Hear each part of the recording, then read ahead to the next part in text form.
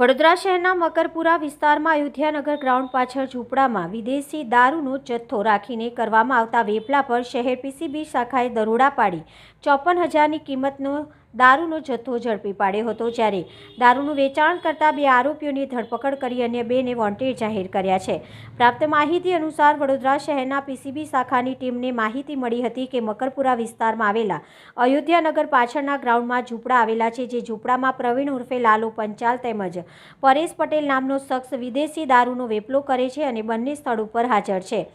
જે બાતમીના આધારે પીસીબીની ટીમ સ્થળ પર દરોડા પાડતા બંને આરોપીને સ્થળ પર મળી આવ્યા હતા। તેઓના કબજામાંથી વિવિધ બ્રાન્ડની 213 નંગ વિદેશી દારૂની બોટલો મળી આવી હતી, જ્યારે પીસીબી શાખાએ દારૂનો જથ્થો, એક મોબાઈલ ફોન તેમજ રોકડ રકમ કબજે લઈને આરોપી પ્રવીણ ઉર્ફે લાલો કાંતિભાઈ પંચાલ રહેઠાણ B43 સોમનાથનગર તરસાલી તેમજ પરેશ પટેલ રહેઠાણ 183 હિંમતનગર તરસાલી બાયપાસ પાસેની ધરપકડ કરીને અન્ય 2 આરોપીને વોન્ટેડ જાહેર કર્યા હતા।